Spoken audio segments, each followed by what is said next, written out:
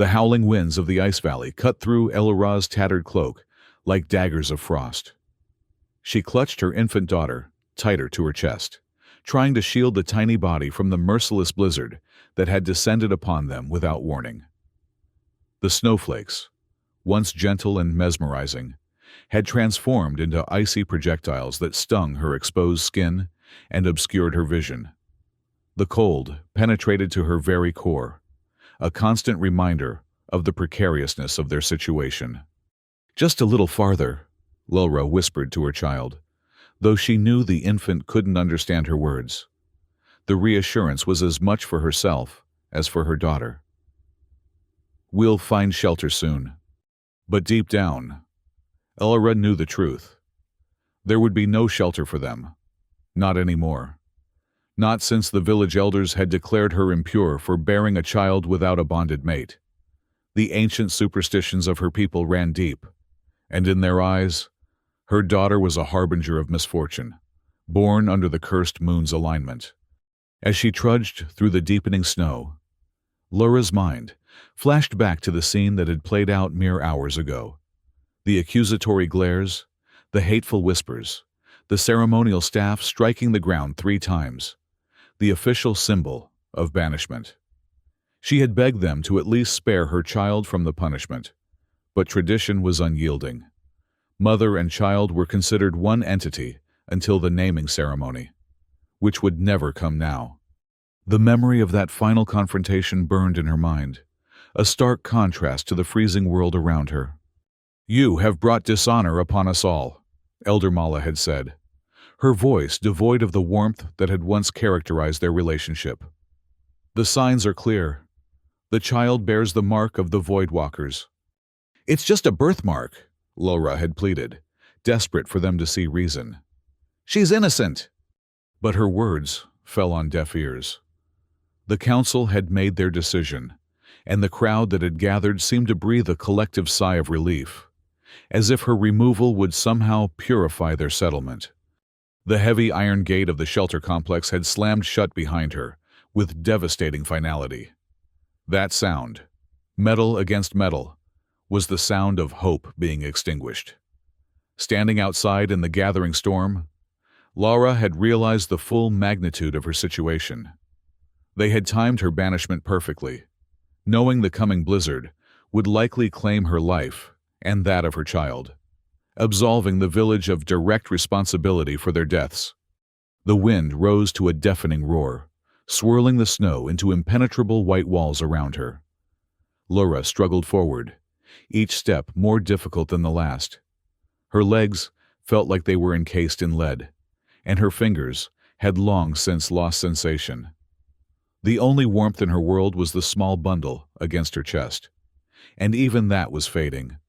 A particularly violent gust caught her off guard, sending her staggering sideways. She tried to regain her balance, but her foot found only empty air where solid ground should have been. Time seemed to slow as she toppled forward, her arms instinctively opening to break her fall. The baby slipped from her grasp. "No!" The scream tore from Lura's throat as she watched her daughter disappear into the swirling white void. She lunged forward, hands desperately clawing at the snow, but caught nothing. The infant's cry, faint and terrified, was quickly consumed by the roaring wind. Elra scrambled through the snow, digging frantically, following the diminishing sound of her baby's cries. "Please," she sobbed. "Please, don't take her too." Her fingers, numb and clumsy, scooped away handfuls of snow. But the blizzard filled in her efforts almost as quickly as she made them. The cries grew fainter, then stopped altogether. Silence fell upon the world like a heavy blanket, more terrifying than any storm could ever be. Elra's movements became more frantic, more desperate. She dug until her fingers bled. The warm drops of crimson, a stark contrast against the white snow, before they too were consumed by the cold. She called out for her daughter, until her voice was nothing more than a raspy whisper, carried away by the indifferent wind. The cold began to seep deeper into her bones, a creeping numbness that promised the end of pain. the end of everything. Part of her wanted to surrender to it, to lie down in the snow and let the cold take her to wherever her daughter had gone. What was the point of fighting? What was left for her in this world? But something primitive and unyielding within her refused to yield. A mother's instinct, perhaps, or simply the stubborn will to live that had carried her through countless hardships before. She forced herself to her feet, swaying unsteadily. "I will find you," she whispered, her words forming small clouds in the freezing air. "I promise." Ilra began to move again, slower now, methodical in her search pattern, despite the chaos of the storm. She pushed forward, ignoring the heaviness in her limbs and the burning in her lungs. The wind howled around her, as if mocking her efforts, but she pressed on. As she trudged through the deepening snow, memories of her village flashed unbidden through her mind. The warm communal fires during celebration days, the songs sung under the triple moons, the faces of those who had once called her friend, neighbor, sister. Those same faces that had watched without protest as she was cast out. The betrayal cut deeper than the cold ever could. "They were wrong," she muttered, her cracked lips barely able to form the words. "About me, about my daughter." She had always followed the old ways, had always shown proper respect to the elders and the traditions, until she fell in love with someone deemed unsuitable, until she dared to keep the child of that forbidden union. Her thoughts turned to her daughter's father, who had promised to defy tradition and stand by her side when the time came. He had left the settlement on a trading expedition, vowing to return before the birth. But he never came back. Some said his caravan was lost in the Great Red Canyons. Others whispered that he had abandoned her deliberately, knowing the consequences they would face. Laura had never believed the latter, until today, when not a single voice had risen in her defense. The storm intensified, the temperature dropping even further. Alara's movements became sluggish, her thoughts disjointed. She stumbled again, falling to her knees in the snow. This time, she lacked the strength to rise immediately. Just a moment's rest, she told herself, knowing it was a dangerous lie. To rest in such cold was to court death. But her body refused to obey her will any longer. She curled into herself, trying to preserve what little warmth remained. Her eyelids grew heavy, the temptation to close them nearly overwhelming. Through the howling of the wind, a sound reached her, so faint she thought she might have imagined it. A tiny cry, like that of an infant in distress. "My baby," she whispered, forcing her eyes open. "I'm coming." With supreme effort, Laura pushed herself up onto hands and knees.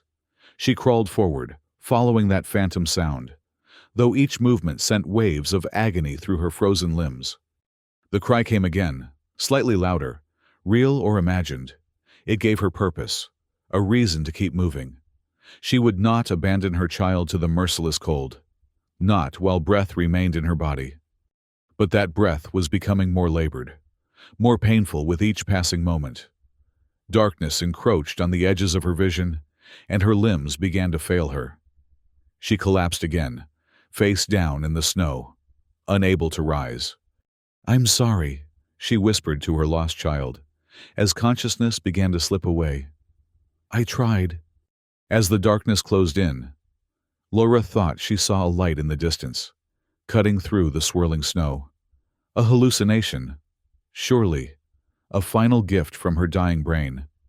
The light grew closer, accompanied by a crunching sound that could have been footsteps. Her last conscious thought was a prayer to whatever forces might be listening, a plea not for her own salvation, but for that of her child. Then the darkness took her, miles away from where Elra collapsed. Daniel Reeves trudged through the snowstorm, cursing his luck and his own stubborn pride. His mining vehicle had broken down halfway between the excavation site and the Earth Colony outpost. And rather than waiting for the rescue team as protocol dictated, he had decided to set out on foot to find a signal strong enough to call for help. Brilliant plan, Reeves, he muttered to himself, adjusting the thermal hood of his environmental suit. Absolutely brilliant. The temperature readout on his wrist display showed -40 degrees Celsius and dropping. Even with his high-tech protective gear, he couldn't withstand such extreme conditions for long. The blizzard had come out of nowhere, defying the meteorological predictions that had claimed clear skies for the next 3 days. Daniel reached for the communication device attached to his belt, more out of habit than hope. He had been trying to establish contact with the outpost for the past hour, without success. The storm was interfering with the signal, reducing his expensive equipment to little more than dead weight. He was about to clip the communicator back to his belt when a sound came through the static. Faint, almost imperceptible, but definitely there. A cry? He froze, listening intently. There it was again, a high-pitched wail that could only be that of an infant. "Hello?" he called into the communicator. "Is anyone there? Do you copy?" Nothing but static answered him. Daniel frowned, adjusting the frequency. It was impossible, of course. There shouldn't be anyone out in this storm, let alone a baby. He must have picked up some strange atmospheric distortion, or perhaps a crossed signal from another communication device. And yet, he switched on his shoulder-mounted flashlight, its powerful beam barely penetrating the dense curtain of snow ahead. The mining company had strict rules about non-interference with the indigenous population of this planet. The settlement agreement allowed for resource extraction only, with minimal contact with the locals. Getting involved in their affairs could cost him his job, or worse. But if someone was truly out in the storm with an infant— "Screw the regulations," Daniel muttered, making his decision. He began moving in the direction he thought the sound had come from, though it was nearly impossible to determine in the howling wind. He trudged forward, scanning his surroundings with both the flashlight and the thermal imaging function of his helmet visor. The storm made the thermal readings unreliable, but it was better than nothing. The communicator crackled again, and this time the cry was louder, more desperate. Daniel picked up his pace, his heart racing. Someone was out there, someone who needed help. After what felt like an eternity of struggling through the snowdrifts, his thermal scanner detected a faint heat signature ahead. It was weak, dangerously so, but unmistakably that of a living being. "Hello," he called out, pushing forward with renewed determination. "Can you hear me? I'm here to help." The wind swallowed his words, but he kept moving toward the heat signature. As he drew closer, his flashlight illuminated a small mound in the snow, partially covered by fresh drifts. Daniel's blood ran cold when he realized what he was seeing. A small hand, bluish-purple with cold, protruding from the snow. "No, no, no," he gasped, lunging forward. He fell to his knees and began digging frantically, scooping away the snow with his gloved hands. The thermal scanner indicated the life form was still alive, but barely. Its core temperature was well below what should be sustainable. As he cleared away more snow, he uncovered what appeared to be an infant, but unlike any human baby he had ever seen. Its skin had a faint lavender hue, and delicate ridges ran along its temples and down its neck. Clearly, one of the native species of this planet. The baby wasn't moving, its eyes closed, lips tinged with blue. For a terrifying moment, Daniel thought he was too late. Then he saw the slight rise and fall of its chest, shallow, irregular, but present. "Hey there, little one," he said softly, gently lifting the infant from its snowy cradle. "Let's get you warmed up." He quickly opened the front of his thermal suit and placed the baby against his chest, then sealed the suit around them both. The shared body heat was the fastest way to prevent further heat loss, though the child needed proper medical attention as soon as possible. Daniel scanned the area again, searching for any sign of the infant's parent or guardian. They couldn't be far. No one would abandon a baby in such conditions. Unless— A dark thought crossed his mind. What if the child had been deliberately left to die? He had heard rumors about certain cultural practices among the native population, rituals that sometimes resulted in abandonment of those deemed unworthy or unlucky. The mining company briefings had been vague on the details, emphasizing only non-interference. He pushed the thought aside. Speculation wouldn't help the child in his arms. Finding shelter was the priority now. Daniel activated his GPS locator, hoping to find some landmark or structure nearby. To his surprise, the scanner indicated a small heat signature about 50 meters to the east. Another life form, adult-sized but with critically low readings. "Hang on, little one," he murmured to the infant. "I think we just found your parent." He trudged through the snow toward the second heat signature. His progress slowed by the need to move carefully with the fragile bundle against his chest.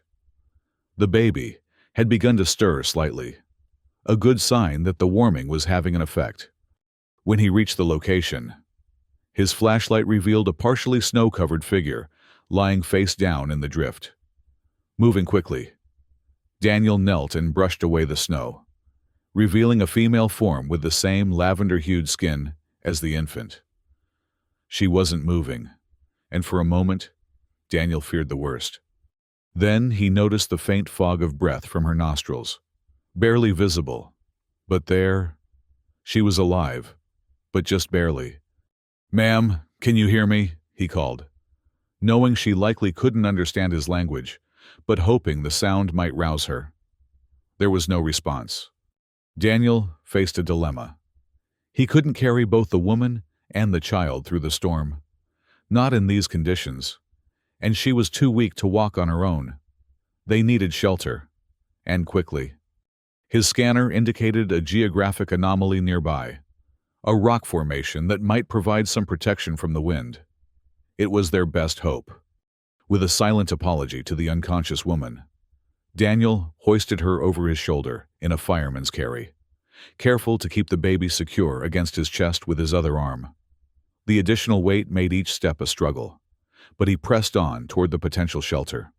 After what felt like hours but was likely only minutes, he reached the rock formation.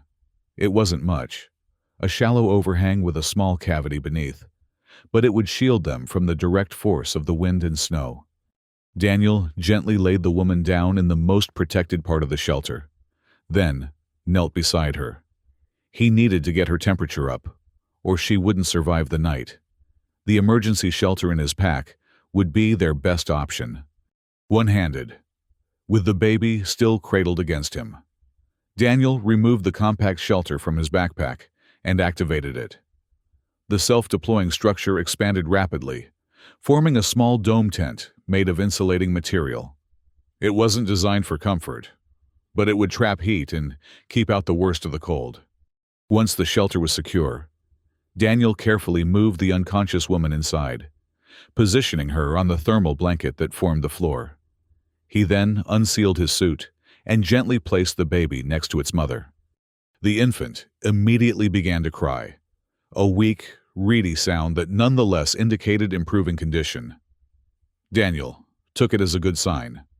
He activated the emergency heating element in the shelter, then pulled additional thermal blankets from his pack, covering both mother and child. Their core temperatures were dangerously low, and while the shelter would prevent further heat loss, they needed active warming to recover. Daniel placed chemical heat packs at strategic points, near the woman's neck, armpits, and groin, where major blood vessels ran close to the surface. For the baby, he created a cocoon of warmth with smaller heat packs placed around, but not directly against, the tiny body. With the immediate survival measures in place, Daniel finally had a moment to truly look at the pair he had rescued. The woman was young, perhaps in her early 20s by human standards, though he had no way of knowing how the native species aged. Her features were delicate, with the same distinctive ridges along her temples that the baby had. Despite her alien appearance, there was something hauntingly beautiful about her face, even in unconsciousness. The baby had stopped crying and seemed to be sleeping more peacefully now, its color improving from the dangerous bluish purple to a healthier lavender. Daniel estimated it couldn't be more than a few weeks old. What were they doing out in such a storm? The nearest native settlement was miles away, according to the maps he had studied. Had they been traveling and got caught in the blizzard? Or was there truth to those dark rumors of abandonment? Daniel pushed the questions aside. Right now, his priority was keeping them alive through the night. In the morning, when the storm had passed, he could worry about what came next. He checked his communication device again, hoping the rock formation might somehow improve reception, but the signal remained dead. They were on their own until the weather cleared. Setting an alarm on his wrist computer to wake him every 30 minutes to check on his patients. Daniel settled down against the wall of the shelter. Despite his exhaustion, sleep seemed impossible with the wind howling outside and the lives of two strangers depending on his vigilance. Yet somehow, between one breath and the next, he drifted into uneasy slumber. El-Ra floated in a strange half-consciousness, aware yet detached from her body. The cold that had been her constant companion seemed distant now, replaced by an unexpected warmth that slowly permeated her limbs. Was this death? It was not as frightening as she had imagined. But if she was dead, why could she still feel pain? Her extremities burned as sensation returned, and her chest ached with each breath. Surely the afterlife would not include such discomfort. Gradually, other sensations registered. The soft texture of fabric against her skin, the gentle weight of something covering her, the low hum of unfamiliar technology. And sounds, the howling of the wind, muffled now, and another sound, rhythmic and steady, breathing that was not her own. Memory flooded back in a rush, the storm, the banishment, her baby. El-Ra's eyes flew open, panic overwhelming her. She tried to sit up, but her body refused to cooperate fully, muscles weak from exposure and cold. Through blurry vision, she made out the confines of a small shelter, unlike anything from her village. The material glowed faintly, providing just enough light to see by, and there, beside her, bundled in strange metallic fabric, her baby, alive, sleeping peacefully. A sob of relief caught in El-Ra's throat. She reached out with trembling fingers to touch her daughter's cheek, needing physical confirmation that this wasn't a hallucination. The skin was warm, wonderfully, miraculously warm. It was only then that El-Ra became aware of the third presence in the shelter. A figure sat against the opposite wall, head drooping in sleep. Not one of her people. The proportions were wrong, the clothing unfamiliar. A human. Fear shot through her. Humans were rarely seen near her settlement, and the elders spoke of them with caution. They were miners. They said, "Come to tear open the earth and take its treasures." They were to be avoided, not trusted. Yet this human had apparently rescued her and her child from certain death. As if sensing her gaze, the human stirred, lifting its head. Their eyes met across the small space. For a long moment, neither moved. Then the human spoke, words unfamiliar to El-Ra's ears, though the tone seemed gentle, questioning. When she didn't respond, it touched its chest and spoke a single word. Daniel. A name, El-Ra realized. He was introducing himself. Cautiously, she mimicked the gesture, touching her own chest. "El-Ra!" The human, Daniel, nodded, a small smile appearing on his face. He spoke again, gesturing to the baby. This time, El-Ra understood his meaning if not his words. He was asking about her daughter. "Sarai," she said softly, using the name she had chosen but had not yet been able to give informal ceremony. She stroked her daughter's cheek again, overwhelmed with gratitude that she lived. Daniel nodded again, then reached slowly toward a pack beside him. His movements were deliberate, non-threatening, as if he understood her wariness. From the pack, he withdrew what appeared to be a container, which he offered to her. Elra hesitated. Taking sustenance from a stranger, especially a human, went against everything she had been taught. But the events of the past day had already shattered her faith in those teachings, and her body cried out for nourishment. She accepted the container, finding it filled with a thick, slightly sweet liquid that spread warmth through her body as she drank. Energy began to return, clearing her mind further. As she drank, Elra studied her rescuer more carefully. He appeared young for a human, with skin tanned by outdoor work and eyes the color of the sky just before dusk. His clothing was unlike the ceremonial garb she had seen on the few humans who had visited her settlement. Practical, technical, designed for survival rather than appearance. When she had finished the nourishing drink, Daniel offered her another, which she also accepted. This time, he pointed to the baby and made a questioning gesture. Did she need feeding as well? Elra nodded, though she wasn't sure how to explain that she needed to nurse her child. Before she could try to communicate this, Daniel turned away, busying himself with something in his pack, giving her privacy. She realized with surprise. She quickly loosened her garment and brought Sarai to her breast. The baby latched on weakly at first, then with growing strength. Tears filled Laura's eyes as she watched her daughter feed. Hours ago, she had thought this moment would never come again. When Sarai had finished nursing, Elra adjusted her clothing and made a small sound to indicate it was safe for Daniel to turn around again. He did so, offering another smile that seemed genuine, despite the strangeness of their situation. He spoke again, gesturing to the shelter walls and then outside, followed by a shrug. Elra interpreted this as explanation that they were trapped here until the storm passed. She nodded her understanding. An awkward silence fell between them, bridged only by the occasional soft sounds from Sarai. Laura's mind was full of questions she had no way of asking. Why had this human helped them? What would happen when the storm ended? Would he take them to his people, or leave them to find their way back to where? She had no home now. The thought struck her anew, bringing with it a fresh wave of grief and uncertainty. The village had been her entire world, even knowing how they had betrayed her. The loss of that community left a hollow ache in her chest, as if sensing her distress. Daniel spoke again, his voice gentle. He pointed to himself, then to her and Sarai, then made a walking motion with his fingers, followed by pointing in what she assumed was the direction of the human outpost. He was offering to take them with him when the storm cleared. Elra considered this. The human settlement was said to be a place of strange technology and customs. Her people avoided it, considering it dangerous and corrupting. But her people had cast her out. What choice did she have?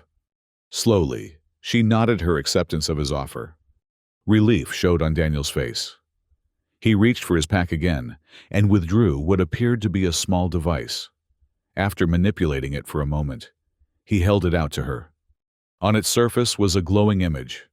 A map, she realized.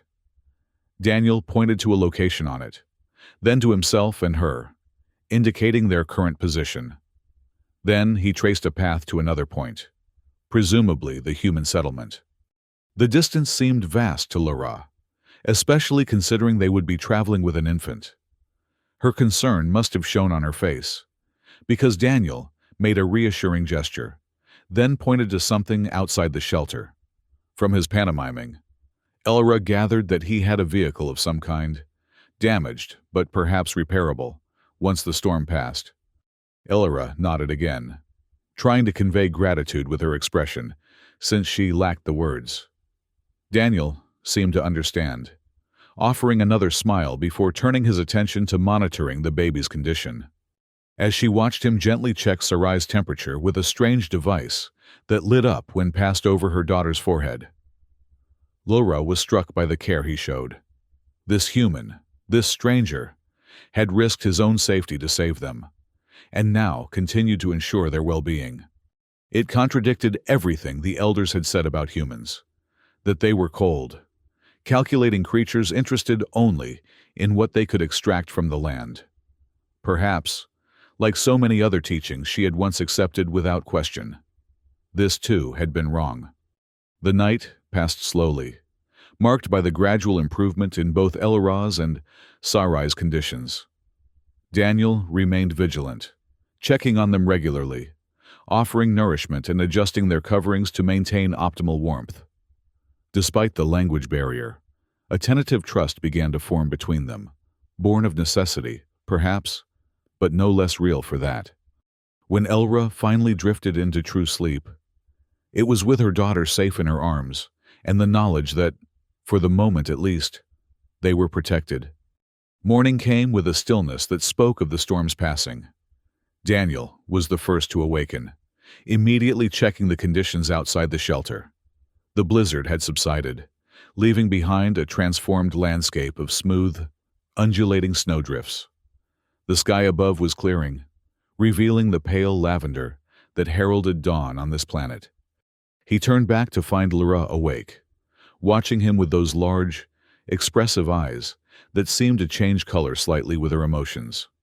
Currently, a deep indigo that he was beginning to associate with caution or uncertainty. "The storm's over," he told her, knowing she wouldn't understand the words, but hoping his tone would convey the meaning. "We can start moving once you're ready."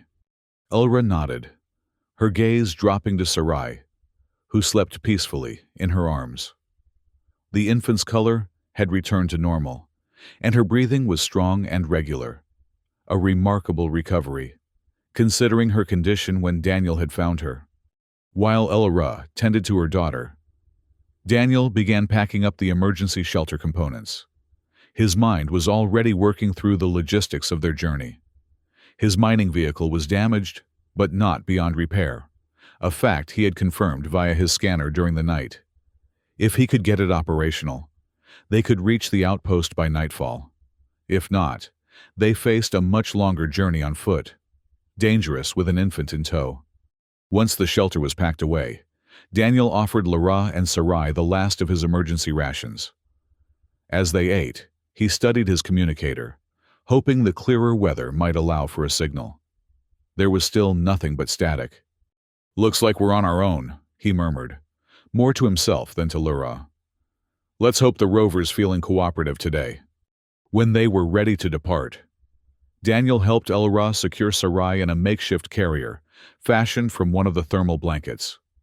The baby was bound snugly against her mother's chest, protected from the cold, while leaving Elra's arms free for the difficult trek ahead.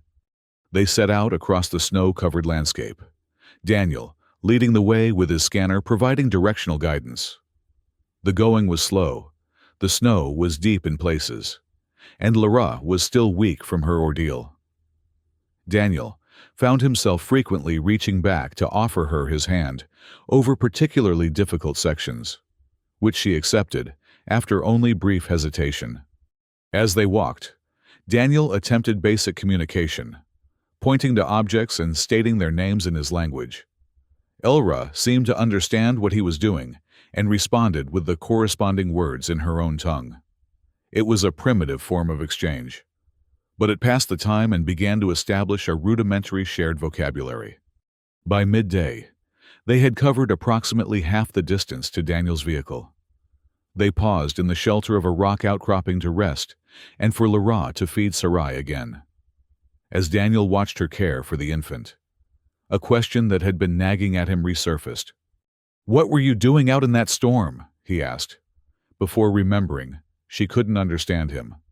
Instead, he tried to mime the question, pointing to her, then to the surrounding wilderness, and making gestures indicating confusion. Ulra's expression darkened, her eyes shifting to a stormy gray. She looked away, her posture becoming rigid. Clearly, the question had touched on something painful.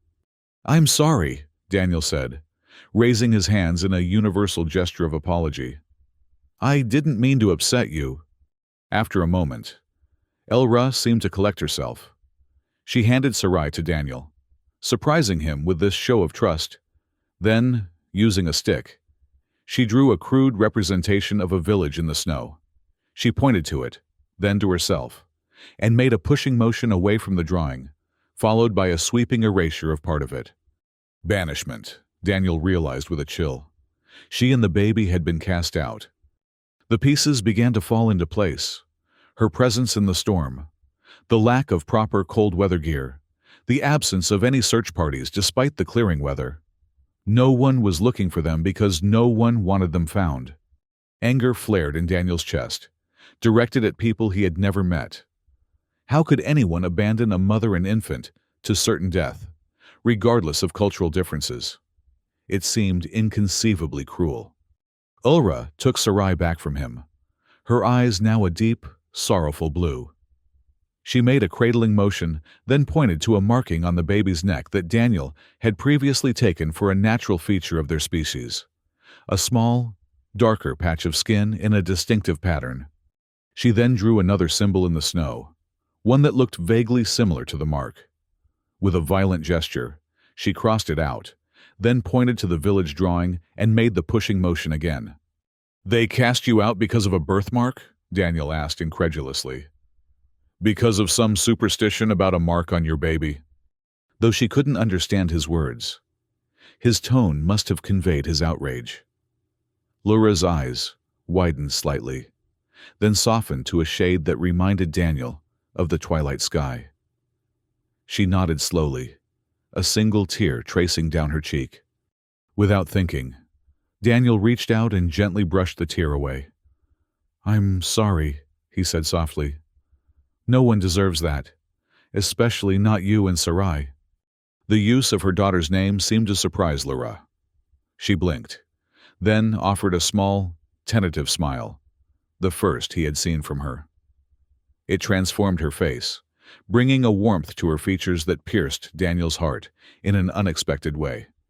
The moment was broken by a distant sound, a mechanical whine that didn't belong in this wilderness. Daniel tensed, his hand moving instinctively to the emergency beacon on his belt. It wasn't active. He hadn't triggered a distress call. So who else could be out here? Elra had heard it too. Her expression turned fearful, and she clutched Sarai closer to her chest. She looked at Daniel questioningly, but he could only shake his head in equal confusion. The sound grew louder, resolving into the distinctive hum of a mining company vehicle. Daniel rose to his feet, scanning the horizon. After a moment, he spotted it, a transport skimmer, moving fast across the snow, heading in their direction. "It's from the outpost," he told Laura, pointing to the approaching vehicle and then to himself, trying to indicate it was his people. "They must have tracked my emergency shelter activation. Standard protocol was for all emergency equipment to send an automatic signal when deployed. In the storm, that signal would have been blocked, but once the weather cleared..." The skimmer slowed as it approached their position, eventually coming to a halt about 20 meters away. The hatch opened, and two figures emerged, both wearing the distinctive uniforms of the mining company's security team. "Reeves!" one of them called, recognizing Daniel. "We've been looking for you since your rover went offline."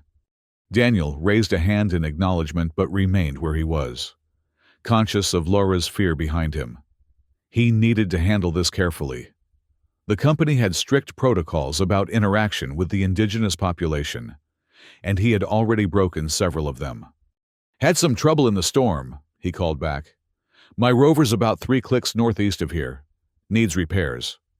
The security officers approached, their expressions changing from relief to surprise as they noticed Laura and Sarai.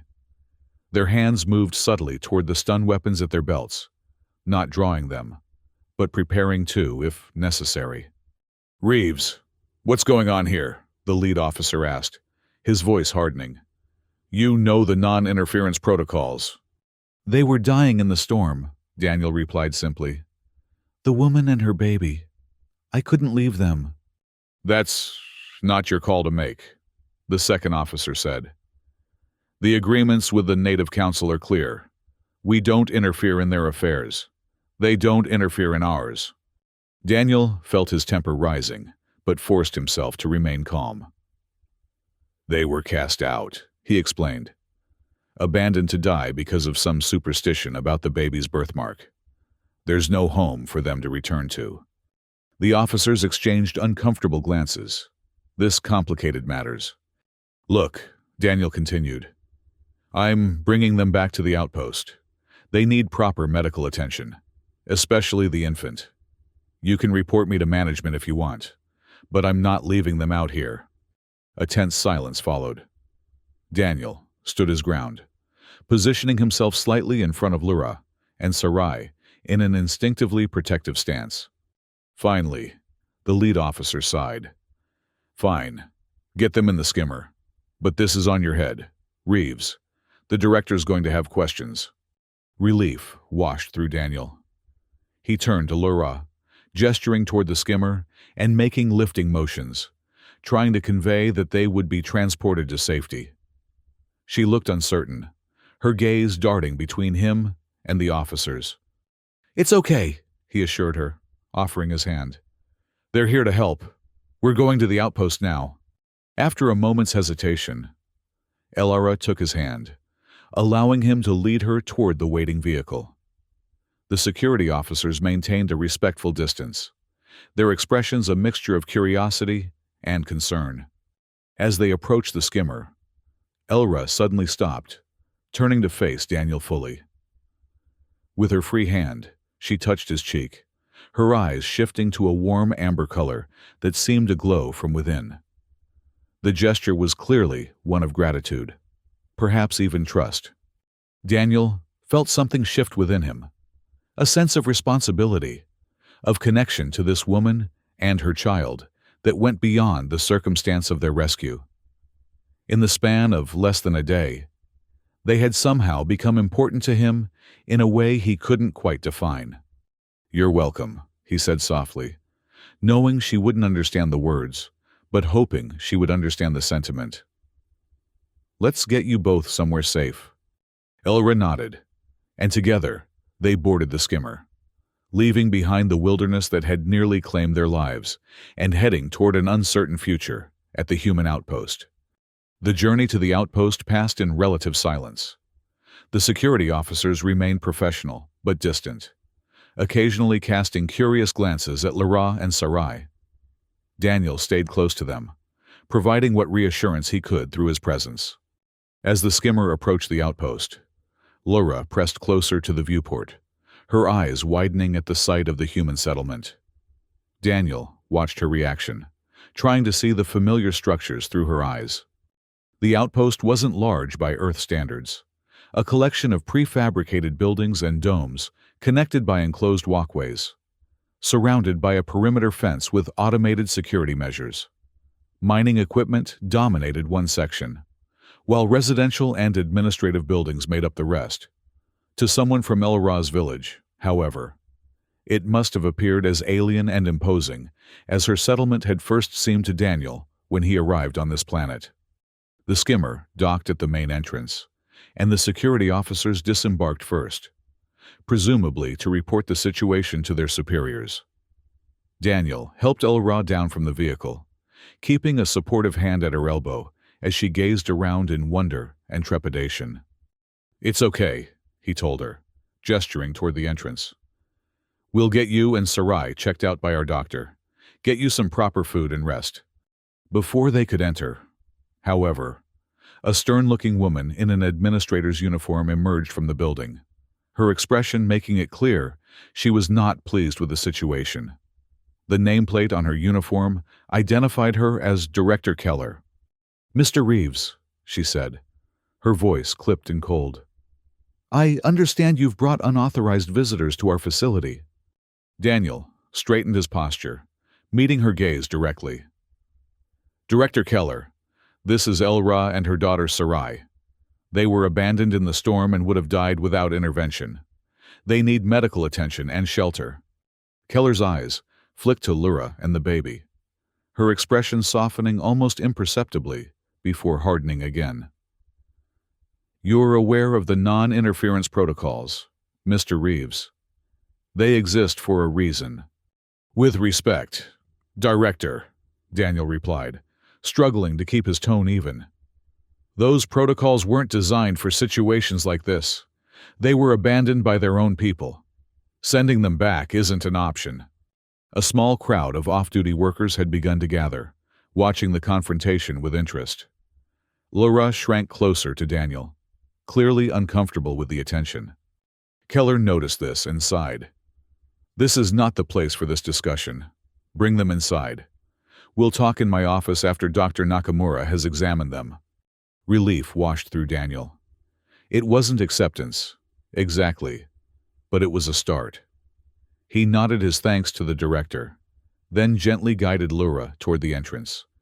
The interior of the outpost was a stark contrast to the harsh wilderness outside, climate-controlled, brightly lit, with the constant low hum of machinery providing a background soundtrack to the bustling activity of the workers. Laura's eyes darted everywhere, taking in the unfamiliar technology and the curious stares of the humans they passed. Daniel led her to the medical bay, where Dr. Nakamura was already waiting, alerted by the director. The doctor was a middle-aged man with kind eyes and a calm demeanor that seemed to transcend the language barrier.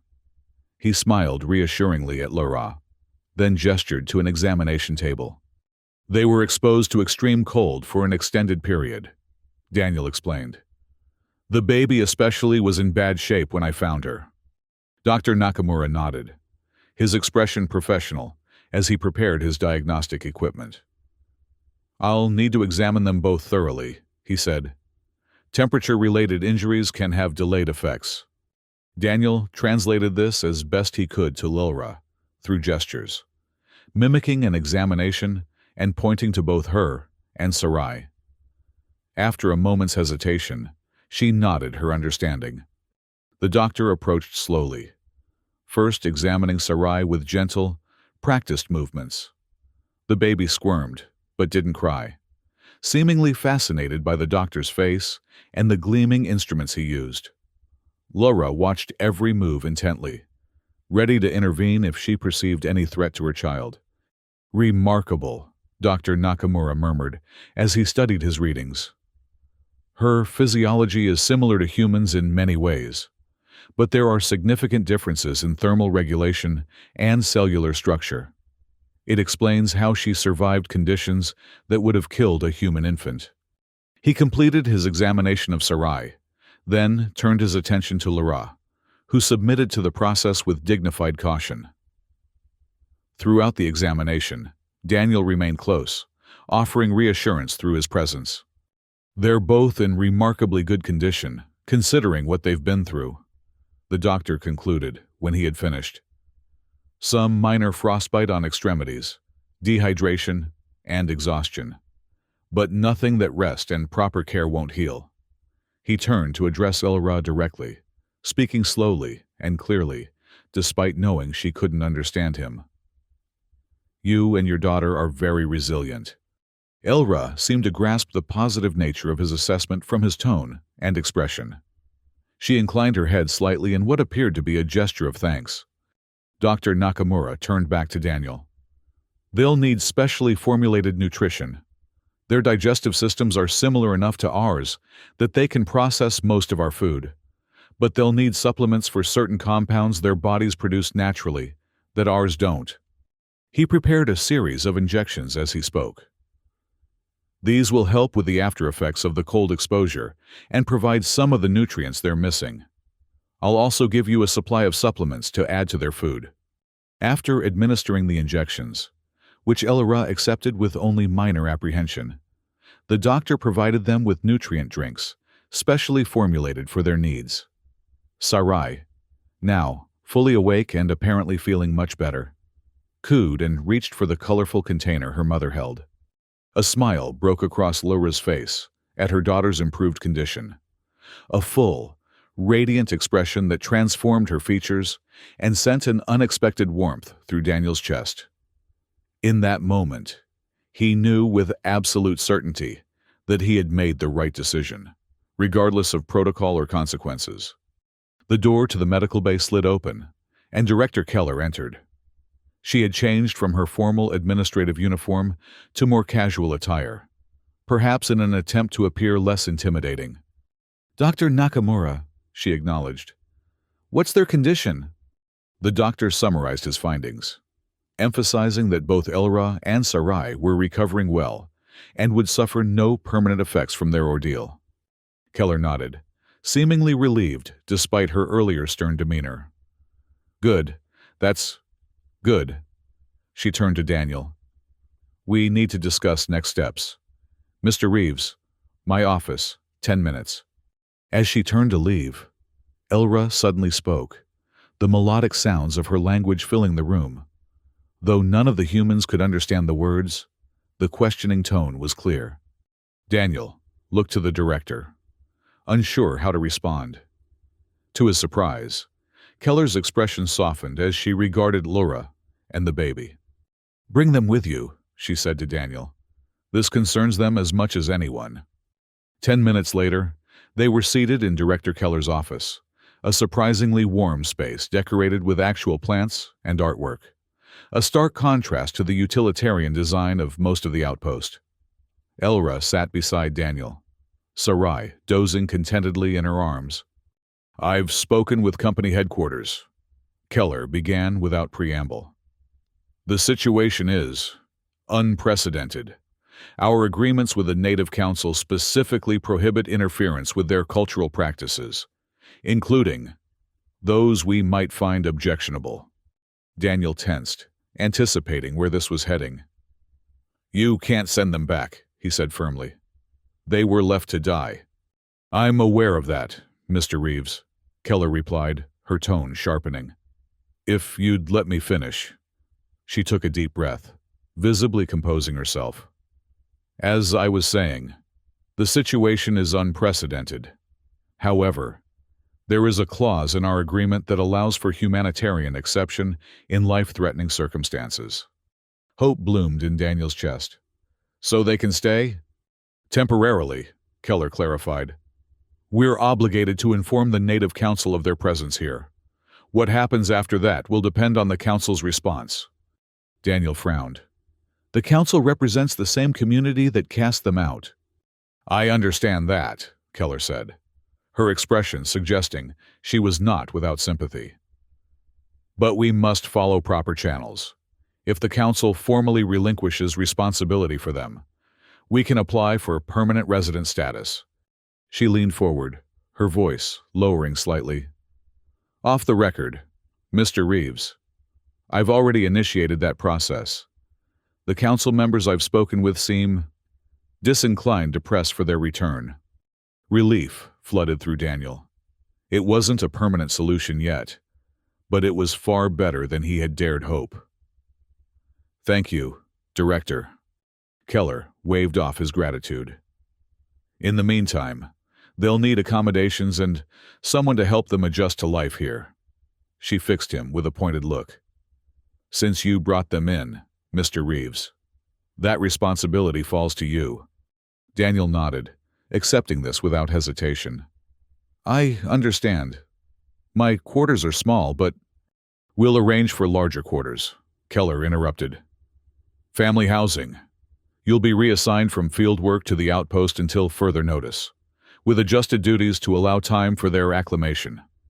A ghost of a smile touched her lips. "Consider it both a reward and a punishment for your initiative."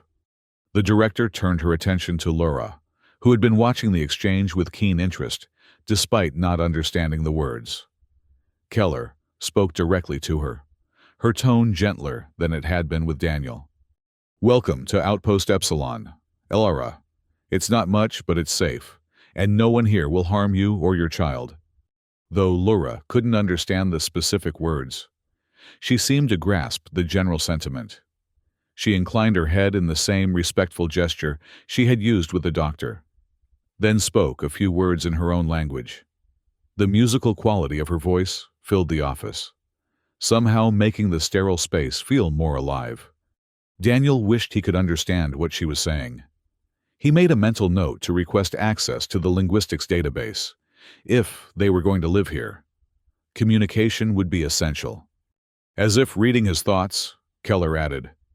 I've authorized your access to the translation modules.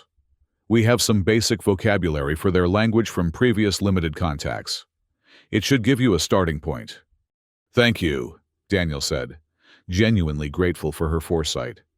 The meeting concluded, and Daniel led Lara and Sarai to their new quarters, a two-bedroom unit in the family housing section, sparsely furnished but comfortable by outpost standards. It would be their home for the foreseeable future. As Lara explored the space, touching the unfamiliar furnishings with cautious curiosity, Daniel was struck by the strangeness of the situation. 24 hours ago, he had been a solitary mining technician, focused solely on his work. Now he was responsible for the welfare of a mother and child from an entirely different culture. Aliens, in the technical sense, though that word seemed increasingly inadequate to describe Lara and Sarai. Sarai chose that moment to wake, her tiny face scrunching up before she let out a demanding cry. Lara immediately moved to comfort her, speaking softly in their language as she checked the baby's needs. Daniel realized he was staring and quickly averted his gaze, busying himself with adjusting the environmental controls to a temperature that would be more comfortable for them. According to the medical data, their species preferred slightly warmer conditions than humans. When he turned back, Lara was watching him, her eyes that fascinating shade of amber that seemed to indicate contentment or gratitude. She spoke a single word, one he had heard her use before. Sarai, she said, nodding toward the baby. Sarai, Daniel repeated, understanding that she was formally introducing her daughter. He touched his chest. Daniel. Lara nodded, then touched her own chest. Lara. It was a small exchange, almost childlike in its simplicity, but it felt significant, the beginning of true communication between them. The days that followed established a routine of sorts. Daniel divided his time between his reduced work duties and helping Lara and Sarai adjust to life at the outpost. The translation modules proved invaluable, allowing them to build a shared vocabulary that grew more sophisticated with each passing day. Lara proved to be a quick learner, absorbing new words and concepts with remarkable speed. Within a week, they were able to hold basic conversations, though complex ideas still required patience and creative use of gestures. Sarai thrived in the safe, stable environment of the outpost. Her personality began to emerge, curious, determined, and surprisingly social for an infant. She seemed fascinated by the humans around her, cooing and reaching for them whenever they came near. The outpost residents, after initial wariness, gradually warmed to the newcomers. Lara's quiet dignity and obvious devotion to her daughter won respect, while Sarai's antics charmed even the most reserved personnel. Several of the staff with families of their own began offering toys and baby clothes their own children had outgrown. As Lara's command of human language improved, she began to share more about her culture and the circumstances that had led to her banishment. The mark on Sarai's neck, she explained, was believed to be the sign of the Void Walkers, mythological beings associated with disaster and ill fortune. In her village, such marks were seen as omens, and those who bore them were traditionally cast out to protect the community. It is just story, she told Daniel one evening as they sat in the common area of their quarters. Sarai sleeping peacefully in a crib fashioned from a storage container. Old story from time of great cold, when sky was dark for many cycles. But elders believe strongly. That doesn't make it right, Daniel said, unable to keep the anger from his voice. They left you both to die. Elra's eyes shifted to a deep blue, a color he now recognized as sadness or regret. They afraid, she said simply. Fear make people do terrible things. Her capacity for understanding, even forgiveness, toward those who had wronged her so grievously humbled Daniel. He couldn't imagine having such grace in the face of such betrayal. As the weeks passed, Elara began to contribute to life at the outpost in her own way. She had knowledge of local plants and their properties that proved valuable to the botanists studying the planet's ecosystem. Her deft hands and attention to detail made her an asset in the hydroponics lab, where she helped tend the crops that supplemented the outpost's food supplies. Daniel found himself increasingly drawn to her, not just out of responsibility or concern, but genuine admiration and affection. Her resilience, her intelligence, her gentle strength in the face of adversity, all of it combined to create a person unlike any he had known before. He tried to maintain a respectful distance, aware of the power imbalance in their situation, and unwilling to take advantage of her dependence on him. But there were moments, a shared smile across the hydroponics lab, their hands brushing as they both reached for the same tool. The warmth in her eyes when she spoke of Sarai's latest achievement, that made his heart race in a way he hadn't experienced in years. 3 months after their arrival at the outpost, the official word came from the Native Council. After much deliberation, they had formally relinquished all claim to Elora and Sarai, declaring them beyond the protection of the community, and therefore no longer subject to their laws or customs. It was both a relief and a final heartbreak, confirmation that they could stay at the outpost permanently, but also that the door to their former life was irrevocably closed. Daniel found Lyra in the hydroponics lab after receiving the news, carefully tending to a row of medicinal plants. Sarai was strapped to her back in a carrier one of the outpost engineers had designed specifically for her, babbling happily to herself. "Lyra," he said softly, not wanting to startle her. "I have news from the council." She straightened, turning to face him. Her expression was composed, but her eyes, currently a deep indigo, betrayed her apprehension. "They have decided?" Daniel nodded. "They've released all claim to you and Sarai. Director Keller has approved permanent resident status. You can stay here, if that's what you want." The last part wasn't necessary from a practical standpoint. They had nowhere else to go. But Daniel felt it important to acknowledge her agency in the matter. This was her life, her future, and the choice should be hers, even if the options were limited. Lyra was silent for a long moment, her gaze distant, as if seeing beyond the walls of the lab to the world outside, the world that had rejected her. When she finally spoke, her voice was steady. "This is home now," she said simply. "For Sarai, for me." Her eyes shifted to a warm amber as they met his. "You gave us life, Daniel, twice, first in Storm, then here." She gestured to the outpost around them. "We belong where we are welcome." Something in her words touched Daniel deeply. Home. Belonging. These were concepts he had thought little about in his years of work on distant planets, moving from one assignment to the next. Yet, in this moment, they resonated within him with unexpected force. Before he could respond, Sarai let out a delighted squeal, reaching over her mother's shoulder toward Daniel. "Pa!" she exclaimed clearly. "Pa!" The word hung in the air between them, its significance unmistakable. It was Sarai's first word, and she had chosen to name him as father. Daniel froze, overcome by a surge of emotion so powerful it momentarily robbed him of speech. He looked at Lyra, uncertain how to respond, wondering if she would be upset by the baby's apparent confusion. But Lyra was smiling, her eyes now a brilliant gold that he had never seen before. "She knows," she said softly. "Children see truth adults miss."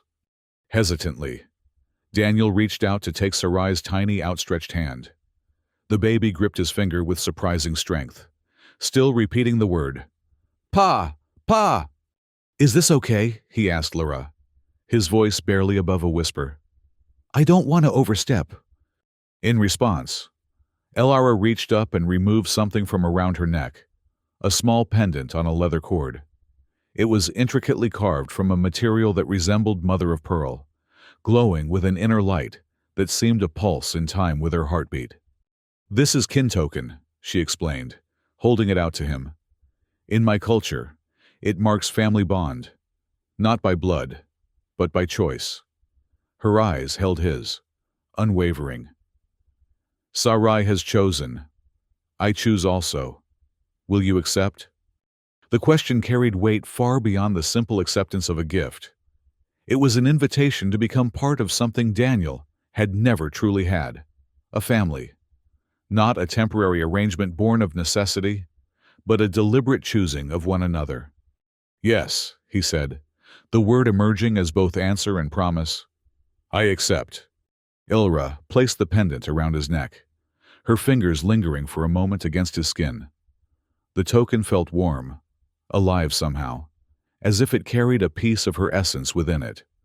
Sarai babbled happily, as if approving the exchange.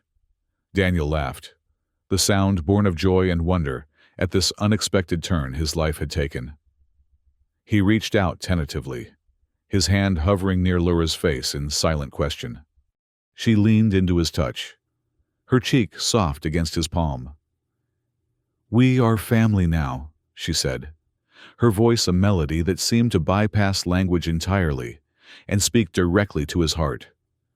Where storm ends, new path begins.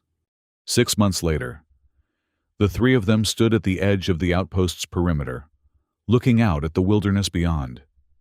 The planet's triple moons hung low in the twilight sky, casting a silvery glow over the landscape. In the distance, the mountains where Daniel had found Lara and Sarai rose like sentinels against the darkening horizon. Sarai, now sturdy on her feet, toddled between them, one hand grasping Lura's fingers, the other holding tight to Daniel's. Her laughter, bright and unrestrained, echoed in the still evening air as she discovered the joy of making footprints in the soft earth. Life at the outpost had settled into a new normal. El-Ara had become an integral part of the botanical research team, her knowledge of indigenous plant life proving invaluable to their work. Daniel had transferred to a permanent position at the outpost, his skills as a technician repurposed for maintaining the facility's infrastructure rather than mining operations. They had moved to larger quarters in the family section, a space they had gradually transformed from the sterile uniformity of standard outpost housing into something uniquely theirs, a blend of human practicality and the artistic sensibilities of El-Ara's culture. More importantly, they had built something neither had expected to find on this remote planet, a true partnership, based on mutual respect and deepening affection that had blossomed into love. It hadn't been without challenges. There were cultural misunderstandings, moments of frustration on both sides as they navigated the complexities of blending two different worlds. Some of the outpost residents still regarded Lara with uncertainty or barely concealed discomfort. And there were nights when Daniel would find her gazing at the stars, a wistfulness in her expression that spoke of the home and heritage she had lost. But for every challenge, there were countless moments of connection and discovery that strengthened the bonds between them. El-Ra teaching Daniel the ancient songs of her people, Daniel introducing her to the literature and art of Earth, both of them learning together how to be parents to Sarai, whose unique heritage presented its own set of questions and marvels. As they stood now at the boundary between the outpost and the wilderness, Sarai suddenly pointed to the sky, where the first stars were beginning to appear. Look, Ma, Pa, stars wake up! El-Ra smiled, kneeling beside her daughter. Yes, little one. Stars always return, even after darkest night. Daniel watched them, the two beings who had transformed his life in ways he could never have imagined. The kin token hung warm against his chest, a constant reminder of the family he had found, not through blood or birth, but through choice and circumstance and perhaps a touch of fate. El-Ra looked up, meeting his gaze. Her eyes shimmered with the gold that he now knew signified joy and love in her people's emotional spectrum. She held out her hand to him, and he took it, their fingers intertwining as naturally as if they had been designed for each other. Come, she said softly. Time to go home. Together.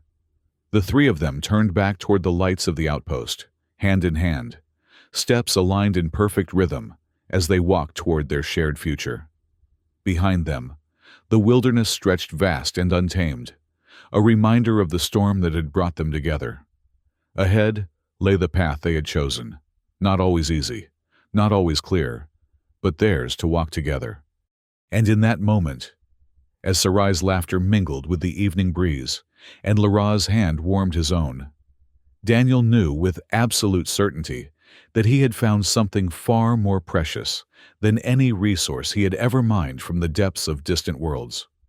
He had found home,